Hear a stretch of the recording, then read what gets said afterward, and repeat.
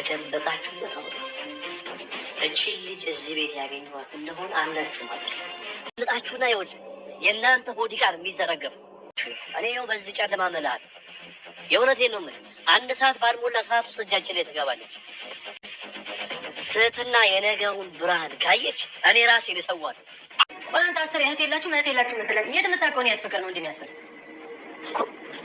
ተጋረድ ሚስት አንተ ቆይ የት የምታውቀውን የቤተሰብ ፍቅር ነው? የእናት ፍቅር አታውቅ፣ የአባት ፍቅር አታውቅ፣ የእህት ፍቅር አታውቅ። እኔ ምን አገባኝ? ምን አውቃለሁ? እኛ በቃ ማን ያዘጅዋን በጨለማ ውስጥ ቆማይ ብርሃን ትፈልጋለች። ትህትና ከዝና ቤት ካመለጠችም በኋላ በመድብል እርዳታና ገዛ ቤቱን ሰብሮ እንግዲህ የሆነ ቦታ ሂዳ እንድታመልጠና እንዲሁም ደግሞ ወደ ቤተሰቦቿ እንድትሄድ ረድቷትም ነበር። ነገር ግን ዝና ከኋላ እየተከታተላት ነበረ። ዝና ሁሌ እየተከታተለ ትህትና ወዴት ትገባለች ማለት እግር እግር እየተከታተለ አሁንም ቢሆን ሊተዋት አልቻለም። መድብልም ከአቅሙ በላይ ስለሆነ ትቷት ወደ ራሱ ቤት ተመልሷል። ይሁን እንጂ ትህትና አሁንም ቢሆን ያለምንም ፍርሃትና ርህራሄ እንዲሁም በባዶ እግሯ ያንን ጨለማ ድቅድቁን እየተራመደችው ትገኛለች። ትህትና ብርድ አይበግራት እንቅፋት መንገዷን በድቅድቅ ጨለማው ቀጥላለች። ይሁን እንጂ እንደ አጋጣሚ ሆነና እንግዲህ እባካችሁ ድረሱልኝ እያለች በምትሮጥበት ቅጽበት አንድ ወጣት መንገዷ ላይ ቆሙን ታገኛለች። እባክህን ተማጸነኝ፣ ዛሬን ብቻ አሳድረኝ፣ ከቤትም ውሰደኝ በማለት እንግዲህ በልመና በርከክ ብላ መለመን ጀመረች። ይህ ወጣት እንግዲህ ምን ፈልገሽ ነው ደግሞ በዚህ ድቅድቅ ጨለማ ምንድን ነው የምታመጭብኝ? አላውቅሽ፣ አታውቂኝ፣ ዞር በይልኝ፣ አሳልፈኝ ብሎ መንገድ ላይ ትቷት ሊሄድም ፈራ። አሳዘነችውም። ሲያያት እየለበሰችው እንዳለበስ ቁል ብላለች። ከዛም በተጨማሪ የለበሰችው ጫማ መኳን አልነበራትም። ትህትና መሬት ላይ ተዘርራ እባክህ ሰዎች ሊገሉኝ ነውና እርዳኝ እያለች ብትማጸነው አብርሽ እሺ ተነሽ ብሎ እንግዲህ እንደምንም ብሎ ልቡ ከራራለት በኋላ ወደ ቤቱ ይዟት ሄዷል። ነገር ግን አብርሽ ከቤት ከወሰዳት በኋላ ያልጠበቀው ነገር ነበር የጠበቀው። መላ ቤተሰቡና ከዛ ቤት አብሮት የሚኖሩት እያንዳንዱ ሰዎች ይህች ደግሞ ማነች? በዚህ ድቅድቅ ጨለማ ያመጣህብን፣ ዘወር በልልን፣ ይህች ልጅ ከዚህ ቤት መቆየት የለባትም፣ አስወግድልን በማለት አብርሽን መጨቅጨቅና መነዝነዝ ጀመሩ።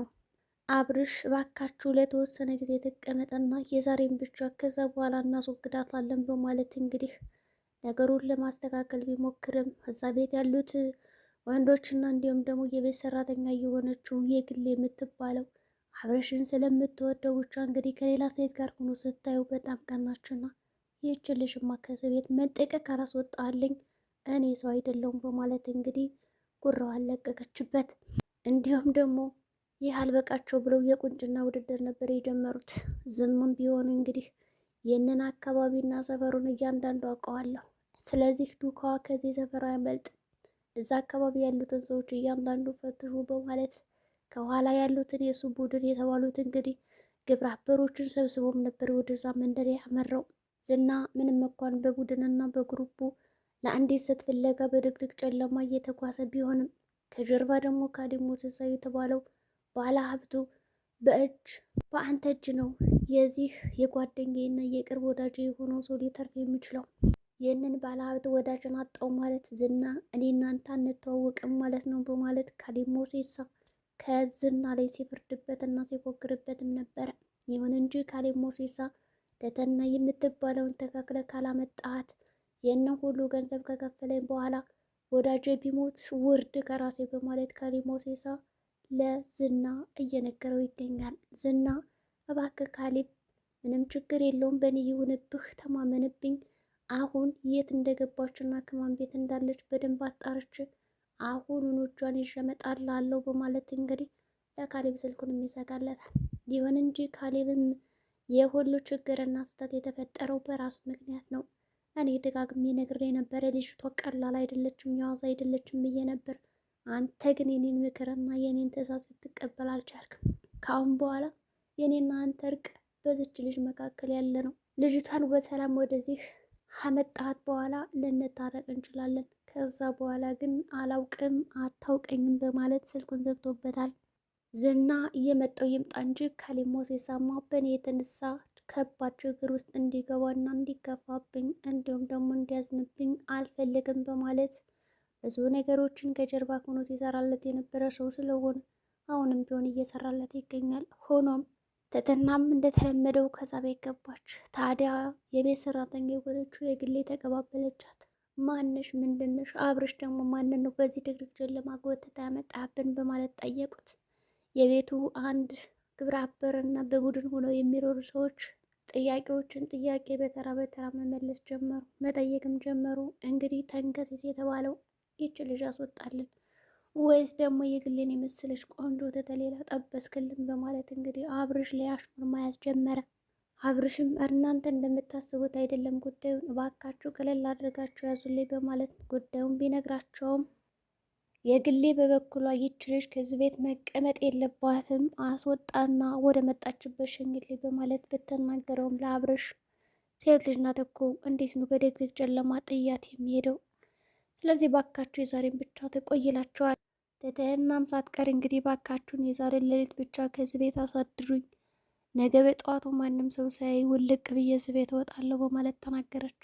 ሆኖም የቤቱ ሰዎች እና ጎረምሳዎች የሆኑት እንግዲህ ታዲያ ወንጀለኛ ብትሆንስ፣ ሌባ ብትሆንስ፣ ብታዘርፈንስ፣ በድቅድቅ ጨለማ መታ ወንበዴ ብትሆንስ በማለት የተለያዩ ጥያቄዎችን መጠየቅ ጀመሩ።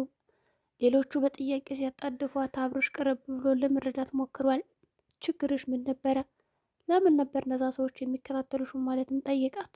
እሷም እንግዲህ የሰውነት ክፍሌን በገንዘብ ሽጠው እሱን መስዋዕት ሊያደርጉኝ ሲሉ እኔ ደግሞ አመለጥኳቸው በማለት ነገረችው። ምን? በማለት በሁኔታዋ በጣም ተደናግጠው አሁንስ በቃን፣ ይህ ጦስ ለእኛም ነው፣ ስለዚህ ቤታችን ለቀሽ ውጭልና አሏት። ከአብርሽ ውጭ ሁሉም ተባበሩባትና ከዛ ቤት እንድትወጣ ፈለጉ። ነገር ግን ዝና ቤቱን እያመሰው ነው፣ አካባቢውንም እየፈለገው ነው። ዱካውንም አግኝቷል። የት ቤት እንደገባችና እንደተደበቀችም ተረድቷል። በቀላል ብርማ እንደዚህ ገንዘባችን አክስራ ልንለቃት አይገባም በማለት እየተከታተለ አሁንም ቢሆን ትትናን እየፈለገ ነው። እንግዲህ አብርሽም ሁኔታዋን ከሰማ በኋላ እናንተ ሰዎች ይች ልጅ ልናገዛት ይገባል በማለት እንግዲህ ከቤተሰቡ ጋር ተባበረና ለመደበቅ ይስማማሉ። በመጨረሻም እንግዲህ የግሌ ከዛ ቤት በዋነኝነት ደረጃ ከዚህ ጋር መቀመጥ የለባትም ብላ ያሰበችው ሴት ልጅ ናት፣ እኔም ሴት ነኝ በማለት እንግዲህ ከትሁት ጎን ለመቆም ሞክራለች። ትትናም እንግዲህ በነፍስ መካከል እንግዲህ ጸሎት ላይ ነች። ፈጣሪ ሆይ እባክህ ድረስልኝ የዛሬም ብቻ፣ በእውነት ዛሬ ካልረዳኝ እንግዲህ እኔ ከዚህ በኋላ አንተን አላምንም እያለችም እንግዲህ የመጨረሻ እስትንፋሷን እንግዲህ ላበት በላበት ጠምቅ እስከምትል ጸሎት እያደረገች ነው ያለችው። ዝናም ገባና በር ቆፈቆፈ። እነማናችሁ? የህግ ባለሙያ ነን በማለት እንግዲህ ፎርጅድ መታወቂያ ያሳያችኋል። አብርሽ ትህትና እውነቱን ነግሮ ስለነበረ የእውነት ፖሊስ እንዳልሆኑ ገባው። ግን ከቤቱ ቀደም ብሎ አንድ ልጅ ለፖሊስ አሳልፈን መስጠት አለብን ወይም መደወል አለብን ብለውም ነበረ። ግን ደግሞ ማን ይረዳቸው? ቤቱን መፈተሽ አለብን፣ ከዚህ ጋር የደበቃችኋት ልጅ አለሽው ማለት እንግዲህ ፈተሹ። ዝና አንድ ባንድ እንግዲህ በቤተሰቡና በስራ ባልደረቦቹ መካከል እንግዲህ ይዟቸው መፈተሽ ጀመረ። እውነትም እንግዲህ አንድ የስራ ባልደረባው የሆነው ሰው ለምንድን ነው ያመለጠችው በማለት በጥፊ መቶት ሳለ ወድቆም ነበር መንገድ ላይ። ጭራሽ በአንድ ጥፊ ነው እንዴ እንደዚህ ራስክን የምስተው በማለት እንግዲህ ዝናም ተነስና ተከተሌ በማለት እንደምንም አድርጎ አከታትሎ ነበር ከዛ ቤት እንዲያደርሰው ያደረገ። ይሁን እንጂ አብርሽም እኔ ልጅቷን ደብቃታለሁ፣ እናንተ ለማንም ተንፈሽ እንዳትሉ ተናግሬ ያለው በማለት እንግዲህ ሁሉንም ያናገራችኋል። ታዲያ በዚህ መካከል እንግዲህ አንድ የሰከረ ሰው ነበረ። ያ የሰከረ ሰው እንግዲህ አሁን ደህና ነህ አይደለም፣ ለማንም ምንም ነገር እንዳትናገር በማለት እንግዲህ ሁሉንም ማስጠነቀቃቸው። እሺ በማለት እንግዲህ ዝም አለ። ተደብቃለች ትህትናም እንግዲህ ጨንቋታል። እንግዲህ እየተማጸነች ነው። ማን ሊያድናት ይችላል? ዝና አሁን ላይ በሩን ሰብሮ ገብቶባቸዋል። ከዛ በተጨማሪ ትህትና ካልተገኘች እናንተን አንድ ባንድ ገላችኋለሁ የሚል ዛቻም እያሳያቸው ነው።